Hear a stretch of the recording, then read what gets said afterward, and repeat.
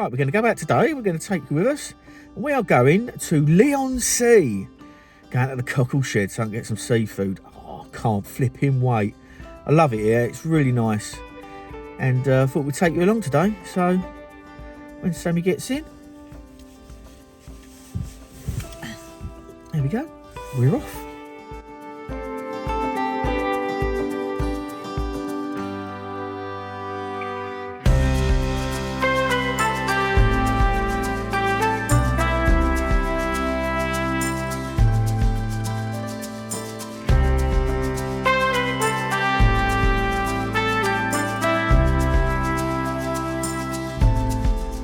It's a big happy days. We're in Osborne's seafood stand, which has been here for absolute donkey's years. If anyone's ever come to Leigh-on-Sea, to the cockle shed, it's all run by the Osborne family. And we've just ordered a great big feast out. We've got some calamari, portion of fries, 12 oysters for me. You've got a prawn sandwich, haven't you? Yes. Prawn sandwich, and also I've got 5 jellied eels, some jellied eels, my favourite. And I would presume I'm going to take some stuff home as well from the actual stand. But not been in here for ages, and we love it here. But they've put this enclosed area outside, which is dog friendly. So if you come here, you can bring the dogs in here and get yourself some food. But can't flipping wait. I love my seafood. Happy flipping days. We're going to get some photographs of what's around. It's supposed to be a really crap day yesterday. I went out yesterday with my mate Peter Kirk, and we went to Rainham Marshes to do a bit of photography, and I'll put those photographs up at the end for you because I took some nice ones. We had the bearded tits there and some insects and different bits and bobs. So I'm going to put that up at the end for you, but we'll give you a little look around Leigh-on-Sea. Day out for you, isn't it? See you later.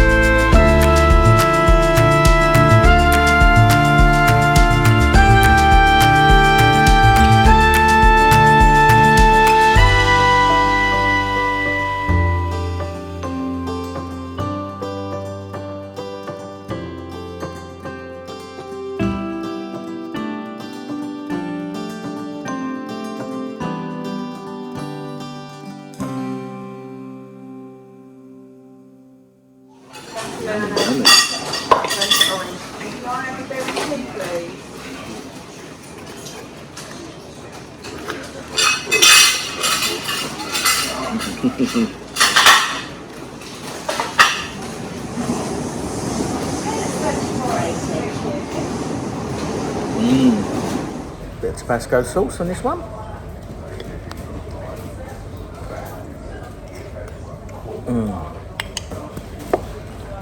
I flipping love oysters.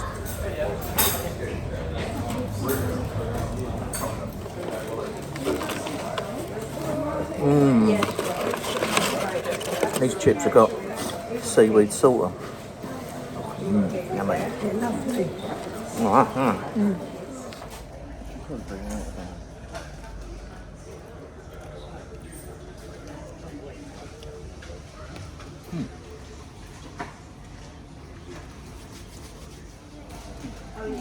That's probably the one I would want now.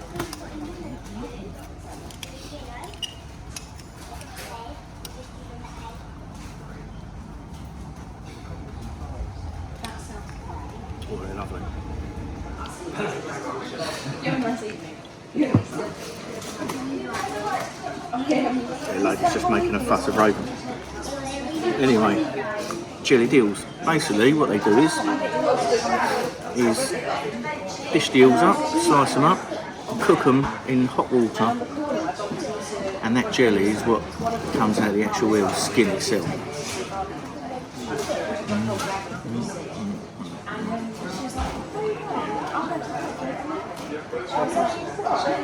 And that's all you have left.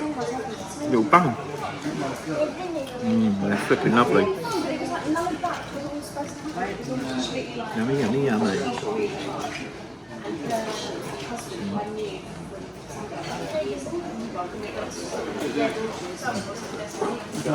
You either love them or you hate them, you know.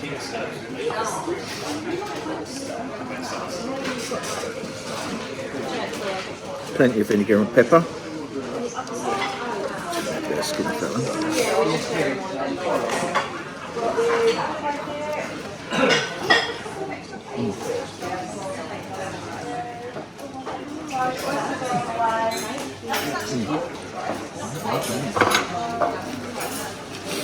It's lovely. Right.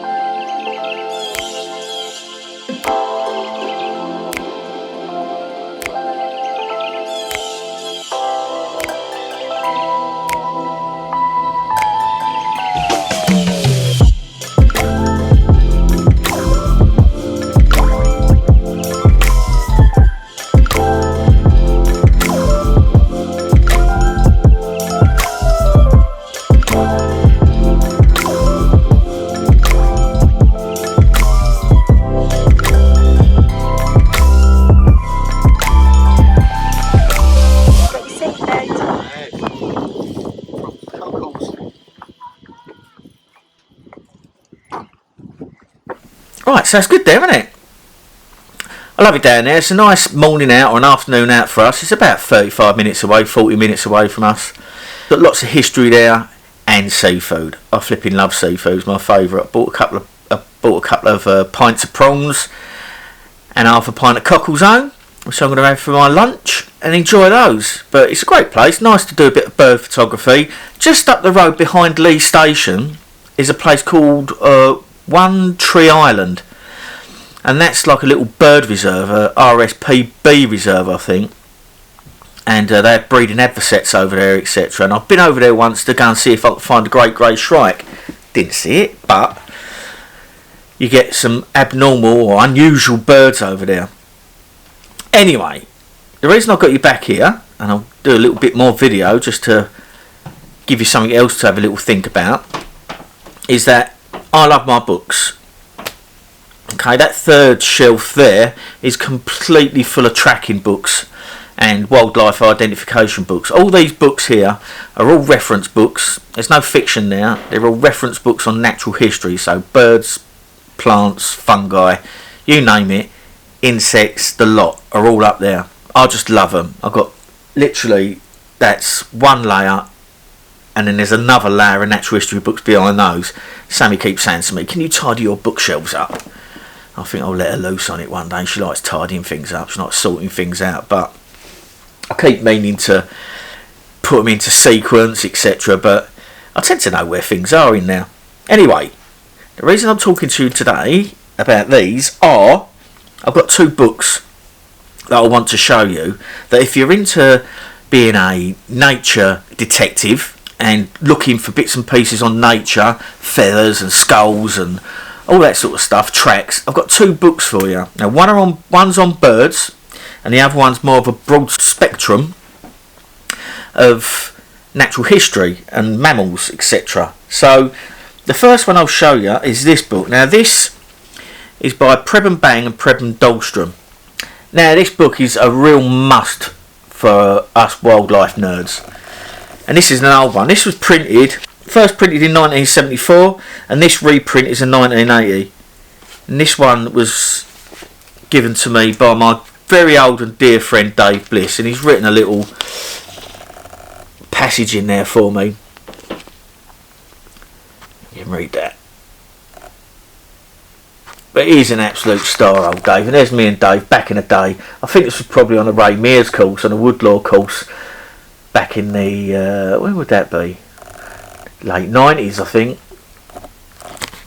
But yeah, it's an absolutely fantastic book. Now this book has got all sorts of information on wildlife and nature tracking and what to see and what to find, and it goes through things like tracks, all different animal tracks and bird tracks, different gaits, and a gait is the way an animal will walk. Okay, and it tells you in here different gaits, so you can identify whether the animal's running, walking, it's got a limp, etc. You can tell a lot from a track. Tracking is the oldest science known to man. We've been doing it since we was little amoebas, following little water differences and just going along and tracking these little water differences to get to our prey. And that goes back millions of years. It identifies feeding sign, all different feeding signs, and goes on to show kills. Also you get in there different scats, different animal poos, so you can identify these different things when you're out. Now on the end of this video there's a few bits of wildlife photography that I took yesterday with my best buddy Pete, and right at the end is a little item that was produced by an animal. I won't say what one it is. Let's have a look, see if it's in here. No, it's not in there, but it's something like it. And it's a little item produced by an animal. See if you can guess what it is. Have a good look. It's a really good example of this particular piece of, how can I put it, ejected waste from an animal. But this is absolutely fantastic. I cut my teeth on this book. I had one years and years ago. It's probably a first edition, but I can't find that one. So Dave give me this one. Okay, there's the book there. But that is a must-have if you're a naturalist. Now, that's an old one. If you can find one of them, great. But this is the new edition. This one here. Okay. By Preben Bang and Preben Dahlstrom. And this is one of the books that's actually recommended by Ray Mears. Okay, if you look at that one, here's Ray Mears' signature. It's signed by Ray Mears, this one. But it's exactly the same. It's got a foreword by Ray, whom I know. And this will show you all different footprints, tracks. This is the updated version. Let me get that focused in there for you. Footprints, tracks, that's from a hedgehog. And it goes through polecats, all different wild animals, different birds. Then you've got feeding sign. And the like. But it's really, really good book. Really good book. Takes you through pellets, sets, and animal homes. Okay, and really, really does a good job of telling you what's about. As when we as trackers wake up in the morning, if we're out in the woodlands, we'll go out for a walk in the morning, and that's what we call reading the morning news. So we go and have a look in likely area track traps. I'll do a bit more on tracking. So we go and have a look in like muddy areas, sandy areas, places like that of soft soil. We will look for tracks. Now a track is an indentation on the floor made by an animal. All animals leave tracks. All animals have to touch the earth at one point or another. Insects, birds, mammals, etc. Obviously not fish. Okay, but this will tell you all sorts of stuff, and there's a little size comparison there. And whenever you're taking a photograph of a track, I'll try not to get into it too much, because once I start rambling on about tracking, I'll be going all day. But whenever you take a picture of a track or an animal or a piece of ejected waste like a scat or a cast, a scat we call is a poo, and a cast is something regurgitated by a bird. Always put something for size in there with it. So a pound coin, a penny, a Bic lighter, a Bic pen, something that's completely in our scope to realise how big it is. And a credit card, put that in there, because they're all exactly the same. It's just a size reference, so you know exactly how big it is. I've been sent pictures of all sorts of stuff over the years, spiders, in particular cat prints, saying they're a big cat, and they're just like a picture with no size reference in there, so you have to sort of work out what they are. Generally they're a dog. All the time they're a dog. Okay, so if you're curious about the outside and what's moving around in your local area, or when you're out for a walk, this is the book to get. Also one on small woodland creatures and small freshwater creatures in this particular series of books. But that is a must-have, and these are the two that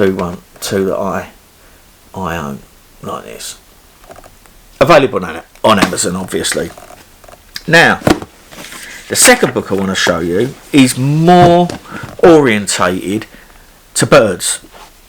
Now, I've used this book time and time and time again. I've read it and read it and read it, just like a frog. Now, this is an absolutely fantastic book, and this is The Tracks and Signs of the Birds of Britain and Europe by Roy Brown, John Ferguson, Michael Lawrence and David Lees.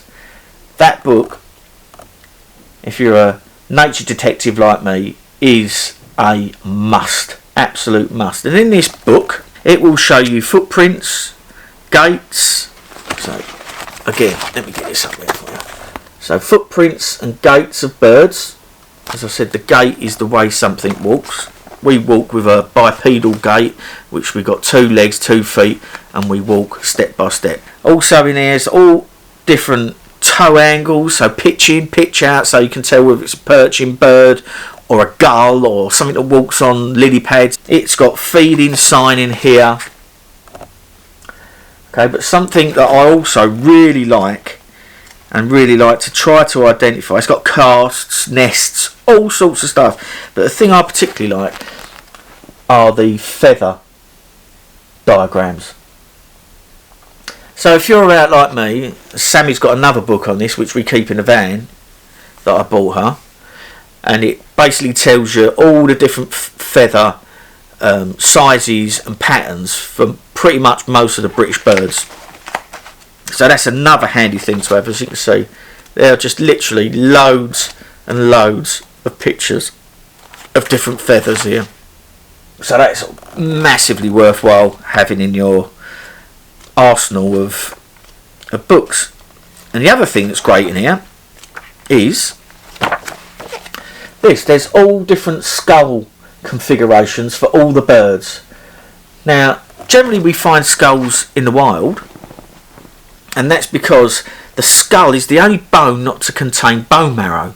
So once it's rotted down or it's started to decompose, most animals will pick up a bone, like badgers, foxes, squirrels also. They'll nibble away at the bones, and the badgers will crunch the bones up to get the marrow out, because it's the last bit of nutrients that we have in our body that's still left. Skull hasn't got any bone marrow in. Okay? It's just a casing for our brain.